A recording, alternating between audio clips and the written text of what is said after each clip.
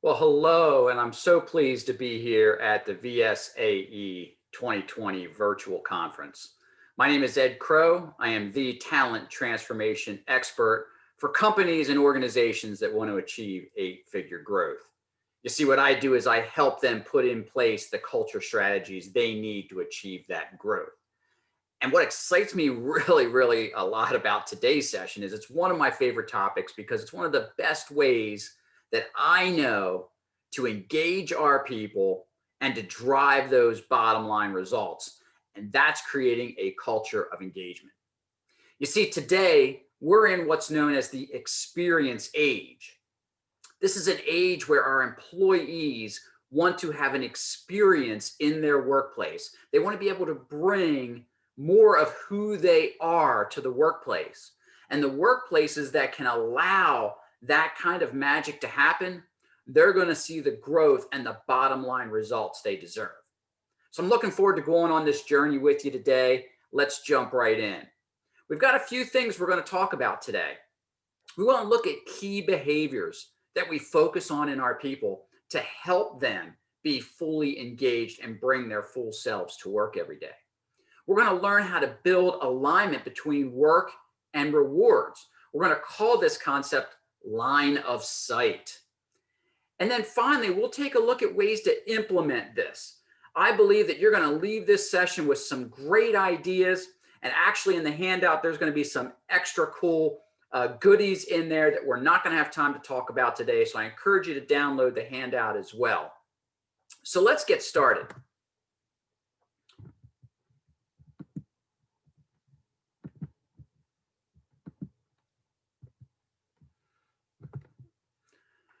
Let's talk about why engagement is so important. There was a study done a few years ago by Wharton Business School, and in it, they talked to executives about what was keeping them from hitting their strategy. I'll give you one guess on what that was. Go ahead and type it into the chat box for me. Let's see if we get anyone who knows what the answer is. You see, these executives identified ownership of the processes and the strategy by employees as the number one determining factor in whether they hit their strategy or not. Other studies by Wharton also seems to indicate that engagement in employees' lives in our ability to create that engagement between our employees and the business strategy. So it's not just owning it, but it's actually being able to live it. And that's what brings us back to the experience age. People want to be involved with organizations that allow them to be their full selves. And when you can allow someone to be their full self at work, watch out, because they are going to run through walls for you. They're going to knock over hurdles for you, and they're definitely going to drive bottom line results for you. We also know this. We know that the more closely aligned we can get our people to the mission and the strategy of the organization, the more their job satisfaction goes up, the more their productivity goes up, turnover intentions go down, absenteeism goes down. So this is such an absolutely critical piece in how we run our businesses. Another study, this one done by Watson Wyatt for publicly traded companies, and I know that doesn't necessarily apply to all of you, but I want to talk about it because it's pretty key. What they found is that in public companies whose employees bought into the strategy and got aligned with it and engaged to it, 26% total shareholder returns versus 12% in those organizations that could not achieve that same line of sight and engagement. So there's clearly some great financial data that shows we got to get this right. And if we get it right, we can achieve our organizational goals. So let's define engagement. Some people call it line of sight. Some people call it our culture, and all of those things have a piece in engagement. But for purposes of today's session, we're going to use the idea that engagement is nothing more than the degree of perception that the employees have that what they do matters. It really is that simple. Think about that for a moment. Think about going to work every single day and not feeling like you matter. Imagine how deflating that would be, how demoralizing that would be. And certainly, if you were that demoralized and that deflated, you wouldn't want to bring your whole self to work. You'd probably hide parts of yourself. In fact, I'm willing to bet you'd almost feel a little dead at work. I was reading an article about how the Nazis mentally broke down the Jews in the concentration camps. And one of the ways that they did it was they would send the prisoners out into the prison yard. And there would be a huge pile of rocks in one corner. And they would say, we want you to move the rocks from over there and bring them over here. One corner to the other. That was it. And they would labor all day doing this, all day. And you can imagine, of course, they're already emaciated because they're not being fed well and they're being brutalized. And yet they're moving these rocks. The next day, what happened? They were told to go out, take that same pile of rocks, move them right back across the yard to where they were the day before. And so on, and so on, and so on. When our people don't see that what they do matters, it will break them down. And you will lose their engagement, you will lose their loyalty, and most of all, you will lose their productivity because of those things. Engagement is that critical for us. Now, there's two ways we can look at engagement. We can get people thinking about things in the short term. Like, how do I make today matter, right? What do I need to get accomplished today? That would be like a short-term sort of engagement. And then, of course, there's longer-term engagement. What are their goals and strategies for the next quarter, the next year, maybe the next 3 years?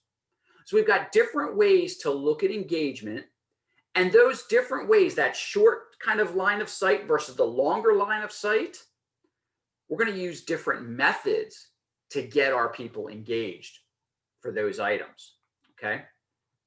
So let's take a look at this graph. So if we're looking at creating this line of sight, this connection between what I do and where the organization is going, you see on the screen here on the left, we've got a short line of sight. And this happens at the individual level or maybe the team level. This is where employees have almost full control over what they do. So think about someone maybe who is a data entry person and they have to get so many keystrokes an hour or get through the pile of papers, get them input, that sort of thing. They're pretty much in full control of what's going on there. And we can give them goals and engage them in the short term because their job is related to things happening in the short term. But as we move up to the right of this chart and we start to look at the organizational unit, maybe that's a department, right? Or your organizational as a whole, now we get the full organization involved. But this is where our measurement accuracy is much, much better. Of course, I'm willing to bet that your organizations go through some business cycles throughout the course of the year. Perhaps there are times of the year where you're busier than others. Things are happening more than others. And so we don't want to necessarily focus always on that short line of sight and what's happening on a daily or weekly or even monthly basis. We want to focus on something that's a lot longer. So the trick is for us, if we're going to drive engagement, we've got to recognize that our people find it real easy to play at that local level, if you will, okay, where they control everything. But as executives, we find it easier to play up in the measurement accuracy piece. And so we've got to be able to blend those two together. And we're going to talk about that today because that comes down to communication. All right, so here's what I want to take a look at. I want to spend some time on this model. I love the World at Work model. I did not design this. There's an organization called World at Work. They used to be the American Compensation Association. And what I love about this model is it really tells us everything we need to know about how we engage our employees as association executives. So let's start at the far left side of the model. You see, everything starts with business strategy. So I would ask you, what is your business strategy? Do you have it articulated? Maybe it's not a formal 3-year plan or something like that. Maybe it's just in your head. That's okay. What's really important is, do your people know it? If I went into your organization today and just started walking around saying, hey, what's your business strategy? Would folks look at me like I had two heads? Would they be able to spit it right back at me and say, oh yeah, this is what we're in business to do? That's an important question to ask. You see, there are 3 main types of business strategy. The first is something we call customer intimacy. And an organization that focuses on customer intimacy is one who believes that the relationship with their customer drives every business decision that they make. That connection, once fused, is really hard to separate. So in the chat box, why don't you jot down there some organizations you believe that thrive on customer intimacy as a business strategy. And then I'll share with you a couple of my thoughts. Oftentimes when I hear customer intimacy or when I'm talking about it with groups, someone will say, Starbucks. I agree, Starbucks, customer intimacy. The loyalists will say that their coffee is much, much better than someone else's. Others of us say, it's still coffee, it's dark, it's hot, what's the big deal, okay? But you think about it, they thrive on the Starbucks experience as well. Nordstrom is another one that comes to mind, or any high-end retailer that takes a lot of pride in giving its customers a one-of-a-kind experience. The second type of business strategy is product or service excellence. So these companies look and they say, okay, we are going to put the best product that money can buy on the market. We are going to provide the best service that money can buy and put that on the market.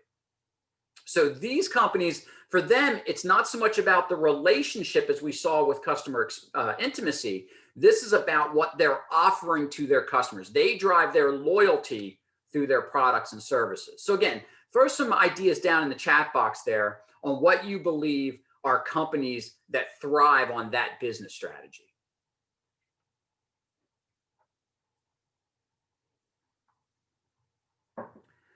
One that always comes to mind and is first on the list is Apple. Honestly, is an iPhone really that significantly different from a Droid? Not really. They make phone calls, they send texts, they take pictures, you can access the internet, et cetera, okay? But the iPhone has such an incredibly loyal following. Why? Because it's always cutting edge, and the Droids are always trying to catch up in many cases, okay? That's product or service excellence. Some call it product or service leadership. From a service leadership, some would say like the high-end hotel chains, say like the Waldorf Astoria. Are their rooms significantly different than any other chain? Maybe the furnishings are a little nicer, but you're paying for the experience and the level of service that you're getting there. Okay, so the third and final type of business strategy is operational excellence. So a company that practices operational excellence says to itself, we are going to drive the value we offer to our customers through our back-end operations. The things that the customers don't see happening is what's going to drive our ability to service our customers. So go ahead and throw in the chat box some companies you think that fall into that category.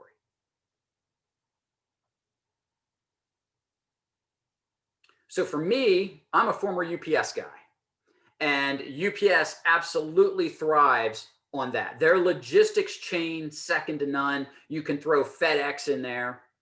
You can also throw Walmart in there.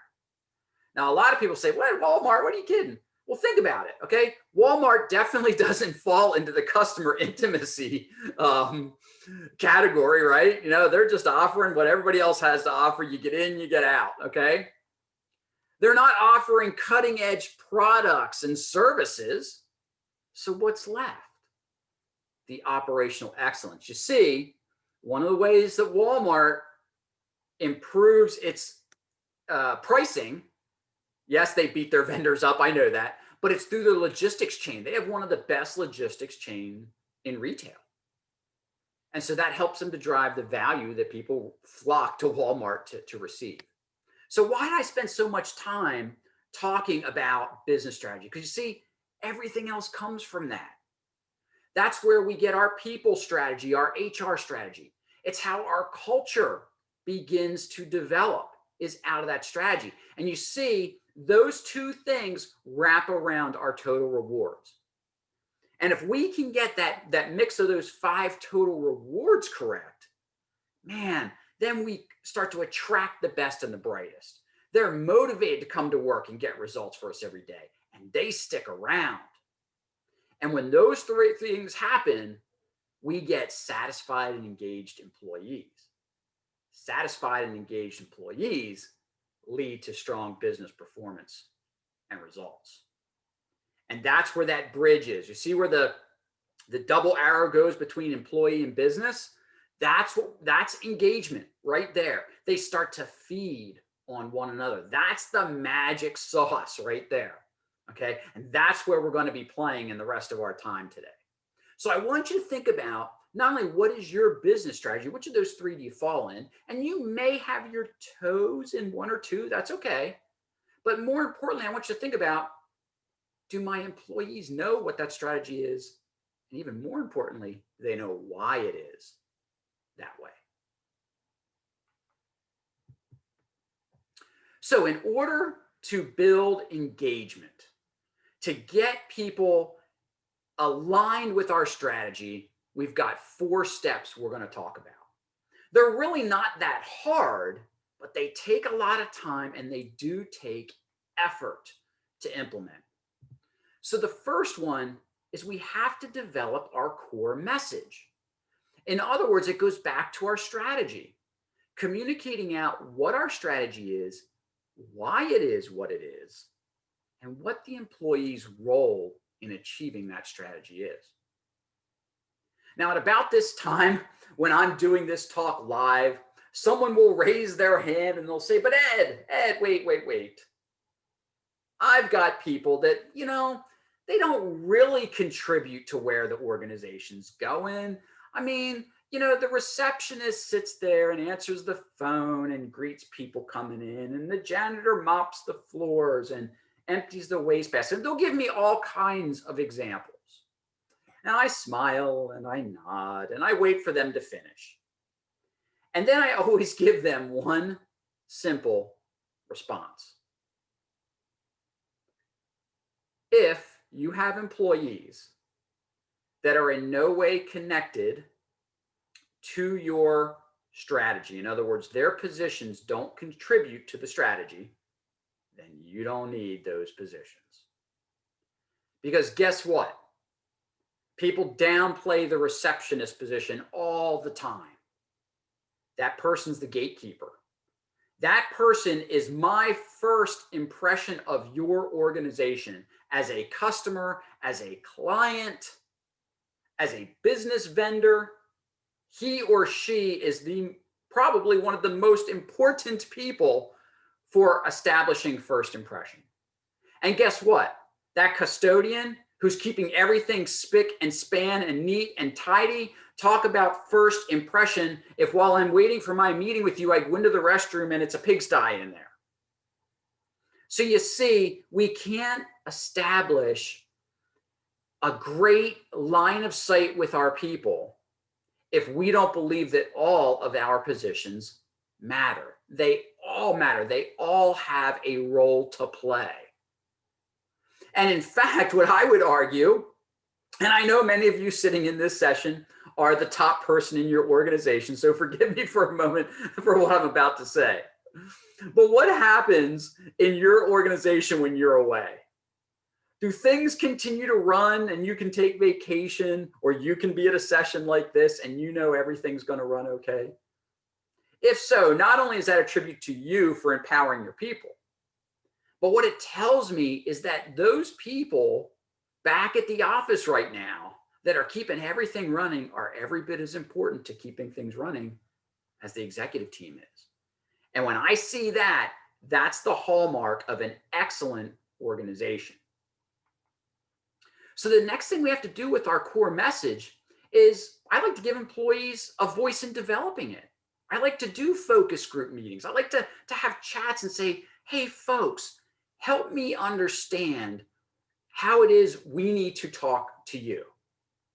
Now, please don't mistake that for meaning that we have to dumb down our speech or we have to talk down to them in some way. Not at all. But how do they need to hear our message to make it mean something to them? I was working a couple years ago with an organization. It was located in Pennsylvania, and it was owned by a German company. And that's going to be critical here in the story in a moment. And they were seeing a pretty steady decline in their employee opinion survey results. And they couldn't quite put their finger on it. They asked me to come in and help them with it. And so I was running some focus groups with the employees, and one of the employees who happened to be that it was a union shop, and he was a union steward. He said, Ed, can I just stop you there for a second? I'd like to take us on a field trip. I said, okay, where are we going? He says, let's go down to the cafeteria. So all 20 of us get up, we go down to the cafeteria. And I remember he says, Ed, take a look at the bulletin board. Now they had a huge bulletin board with just about everything on it that an employee would want to know about the organization. It was actually quite cool. In fact, I was almost thinking maybe they're over communicating. At any rate, I look, and that's when the aha struck me. You see, everything that they communicated in terms of revenues and monetary figures were communicated in euros. Remember I said they were a German-owned company? And then I attended one of their town hall meetings a couple days later, and didn't the plant manager get up and start talking in terms of euros? And of course, everyone stood there looking at her like, great, we're up €1 million, but it just doesn't compute.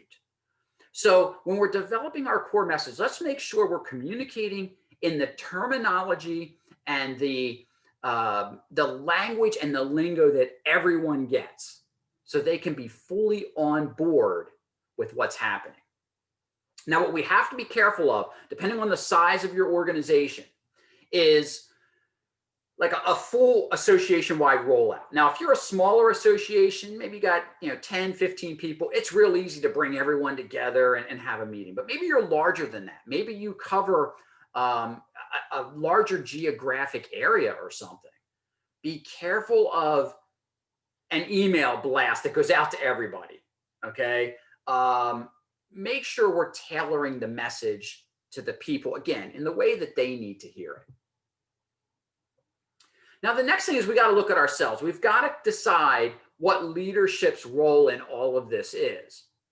Because effective leadership, and this shouldn't come as a surprise, is a key driver in employee engagement.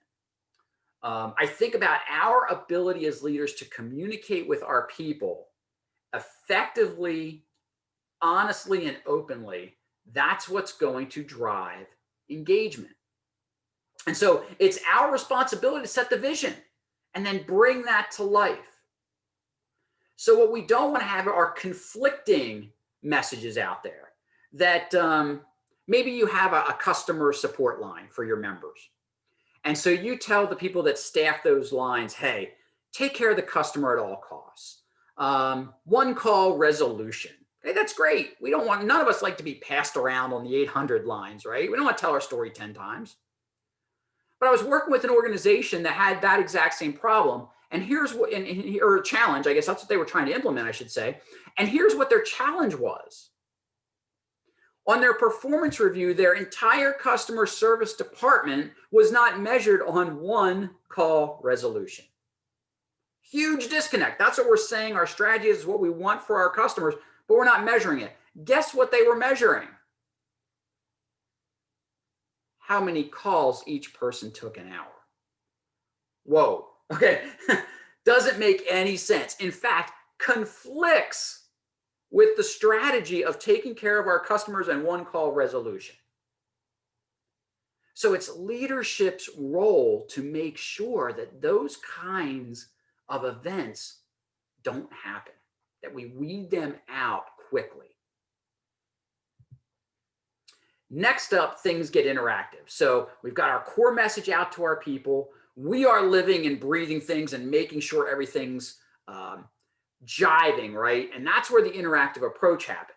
And so this is where we've got to give our employees the opportunity to raise questions and concerns. To say, hey, I don't quite understand what's happening. I need some clarification. And I'd like to think that everyone on this session is open enough to hear an employee raise a concern or question and answer it truthfully and honestly. Because that's critical. If we can't be open and honest and hear our employees' concerns, we are not going to get their engagement. It's only going to take one or two times for that person to offer a suggestion or raise a concern and get shut down before they stay shut down. I was working with an organization last year, was having terrible trouble recruiting medical professionals in. Well, here what I was finding was that the HR function couldn't properly follow up with employee leads. And in fact, employees were telling me, yeah, I refer my friends to work here. They never get a call from HR, so I stopped referring. One employee told me, yeah, Ed, I had been working here for 5 months and I get a call at home from HR asking me to come in for an interview. And I said, for what? For what? And she says, exactly, I was already working there. I mean, those kinds of things just can't happen. And us to expect that our employees are going to be fully engaged and with us. So we have to have a way for them to raise concerns professionally, ask questions, and know they will be heard. Employees are going to look for processes that support what's going on. Much like the customer service example that I gave you. In my UPS days, of course, getting a package from point A to point B as quickly as possible, that's all we have to offer. And when it doesn't happen, when that package that's supposed to come to Virginia ends up in Idaho, that's obviously a problem. We call that a missort. Well, back when I was at UPS, we didn't have all the electronic tracking capabilities that they have today.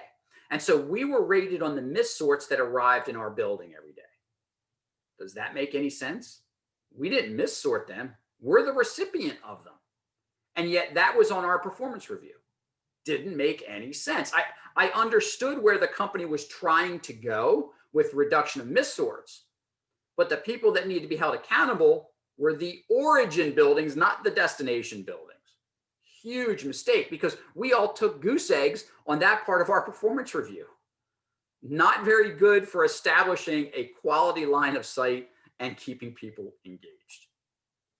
Okay, final step in the process, we've got to measure success. So that means we're back to the communication piece. What are the clear outcomes? What is going to determine success for us? Is it member retention? Is it a revenue number maybe from your conferences or your education sessions?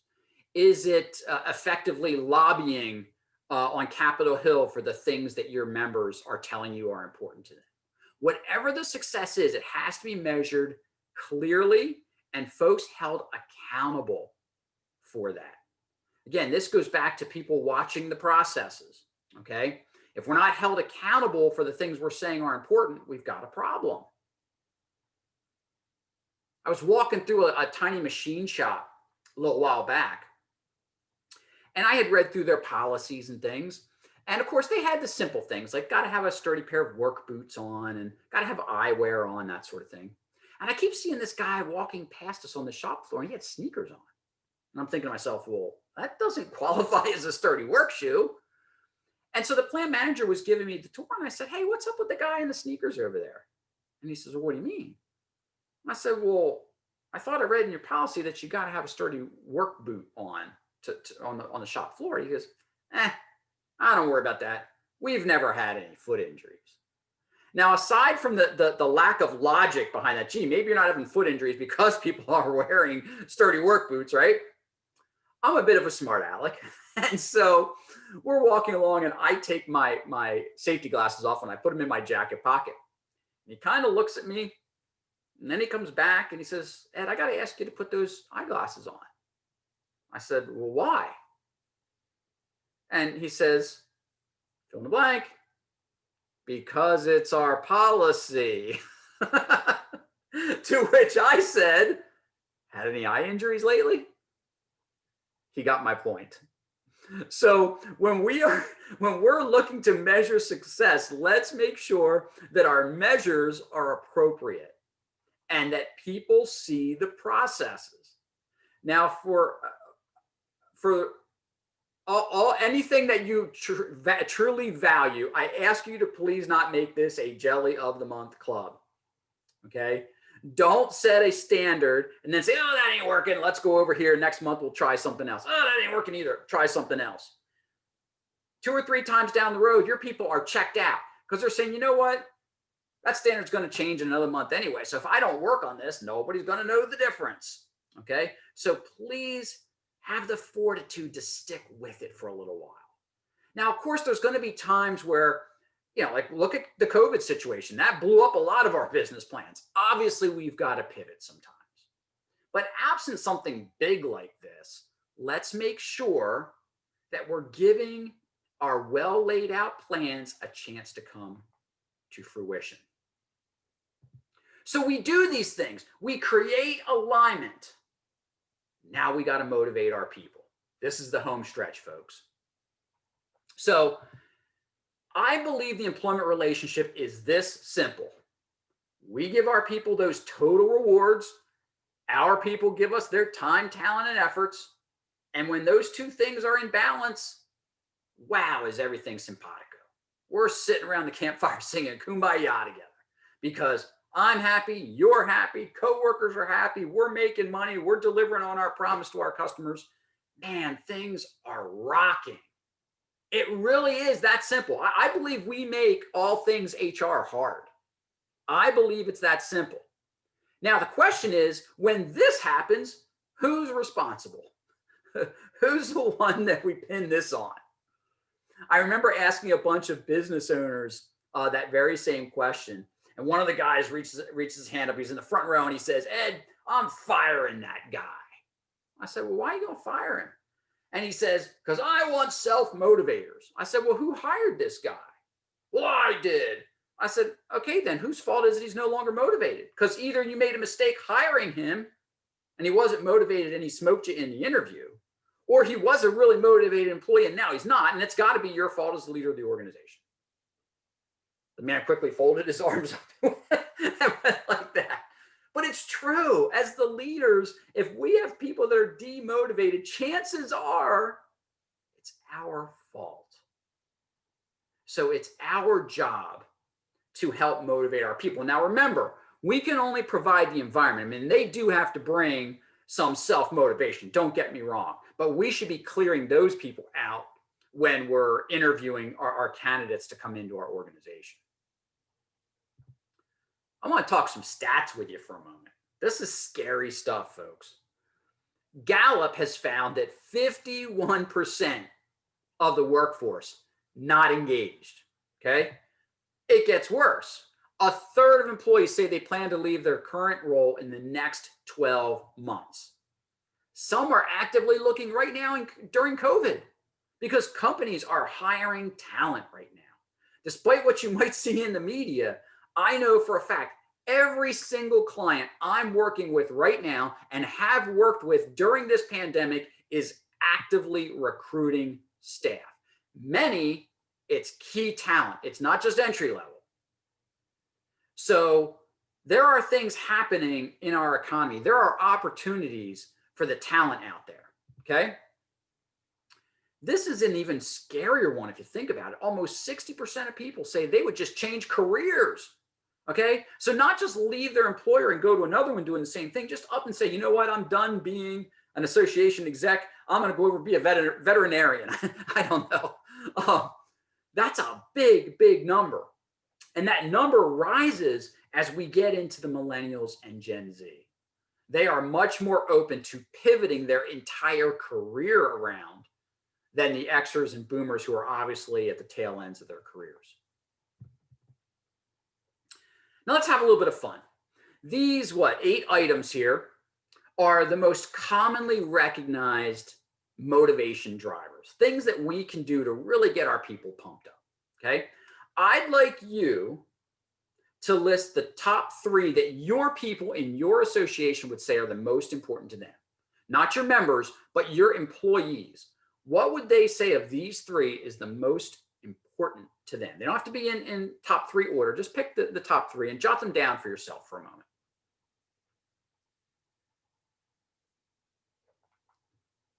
Okay, got them?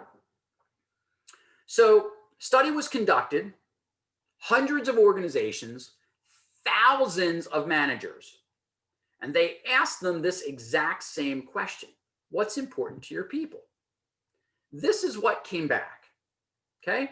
Now, you don't have to agree with this, okay? And maybe this doesn't match your list. That's okay.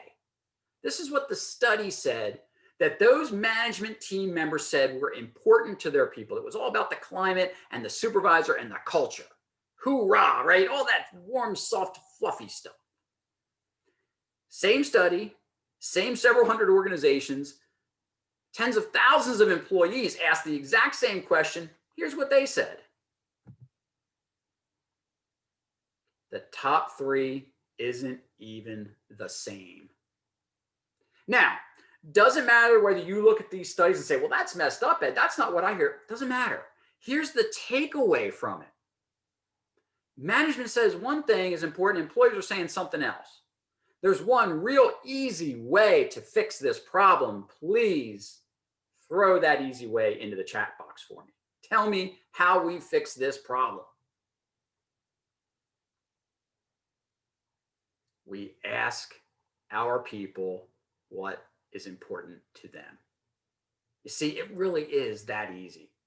That resolves this kind of scenario.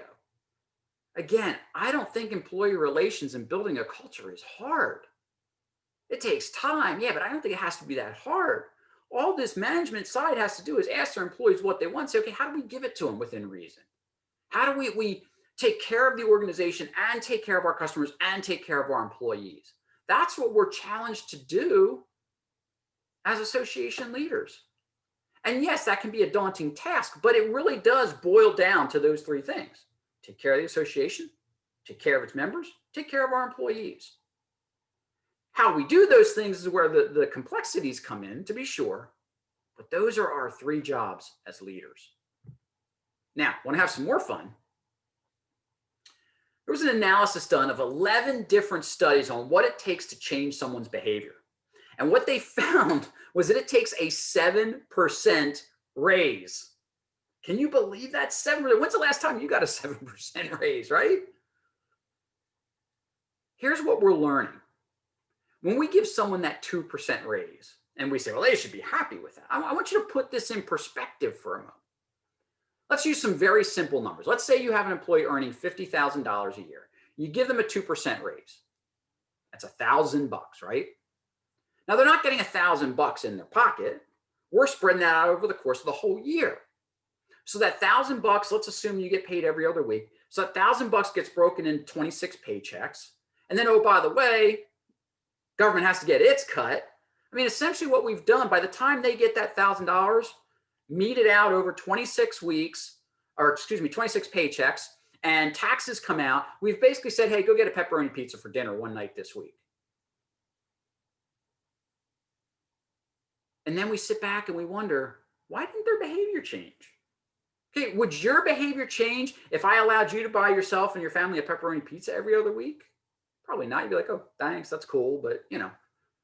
So that's what we're really saying here. Now, don't mistake me. I'm not in any way saying, well, you got to start upping your pay raises. This is just an employee behavioral study that says that 7% is the magic number to get people to change their behavior. However, there's hope. What if we look at bonuses? They seem to have a little bit more of an urgency in the impact. So what if I said, okay, I can only afford to give someone that 2% raise. So they're still only getting $1,000, Ed. Right. And let's assume that we take taxes out of that. And so they're really only getting 750 bucks. But what if I'm the employee and I take that $750 and say, I've really been wanting to do a makeover on my patio. I'm going to use this to buy a nice set of patio furniture. And now every time I host a little backyard barbecue and friends tell me how they love the new patio set, I'm likely to say, got that with my bonus. Or, hey, it's football season. Maybe I go out and buy a big screen TV and I hang it on the wall. And every time I have my buddies over for Sunday afternoon football and they're drooling over my big screen TV in my living room, I say, yeah, I got that in my company bonus. You see, there's a click there. There's a reinforcer there for people. Now, how we do this and the nitty gritty of it is probably a topic for another time, but I just want to get you thinking differently about how we reward our people, okay? Because if we're going to incent through variable pay, then the focus has to be strategy, work, rewards, right? That line of sight that we've been talking about, that has to be the connection, okay? And so here are some things. I'm not going to go through all of these. You can certainly read them here, but ultimately what we have to remember is that we have to motivate the right behaviors to keep people engaged, to work on our culture. And these are all things we have to consider. In fact, this is where the devil is, right? We say the devil's in the details. It's here. When I work with clients on their incentive programs, as we're building out their culture, these are the things that are the biggest challenges for us to overcome. So I would beg you, if you're enjoying what you're hearing today, and you're saying, gosh, I think I want to do something like that, make sure you iron out these kinds of things first. Because your ultimate goal is to achieve the right mix of work, rewards, and employee contribution toward achieving results. That's the right mix. So there's a dark side, okay? You can create a handout mentality with incentives. You got to be real careful of that. Think about Christmas vacation, right? Clark thinks he's getting this big bonus and he gets a Jelly of the Month club. And in anticipation of the bonus, he's putting the pool in, he's announced it to his family, all of that stuff, okay? We can, if we're not careful in how we administer, it can become an expectation. And so incentives are a funny thing that way. We can use it to drive engagement. We just got to be real careful with them. Ultimately, we got to remember that no matter what we do, it's all about teamwork. So as we put our culture together and we're looking at how we reward our people, we don't want to set up a situation where there is a competitive nature. Yes, there's individual contributions, but it's about all of us collectively working towards the goal of our business strategy. And I love this quote from Vince Lombardi. The achievements of an organization are the results of the combined effort of each individual. Remember that when you're thinking about how to reward your people for working on your business strategy and how you're engaging them. Bottom line is, whatever we do, whenever we push a people button, let's make sure we ask ourselves that question. What is this going to do to our key talent? Is it going to help us attract key talent, keep them motivated, and keep them retained? That's the bottom line. That key talent, you know it, is critical to your success. And that key talent, they are often the drivers of your culture. Because the new people know who the high performers are. And if they're some of your best employees in terms of their outlook and their energy level, that's going to get mirrored out through the rest of the organization. And again, that's the magic sauce. That's what we're all here to figure out. So my parting thought for you is this. All of these things can work together. It takes time, though. The workforce has to understand their role in supporting the organization. You've got to get your total rewards correct. We've got to get our communication plan in place. These are a lot of juggling that's going to happen, but they are not in any way competing interests. So you want to make sure that you set your framework up for success. Don't rush into anything that we've talked about today. So if you've liked what you've heard today, you want to learn more, would love to have a chat with you. Right on my homepage, in fact, there's a button you can click for a 30-minute session with me, free, no obligation for attendees of the conference this year. I would encourage you to take the chat, because after all, your association's worth it. I hope you've enjoyed the session as much as I have. I look forward to meeting you all in person one day real soon. Take care.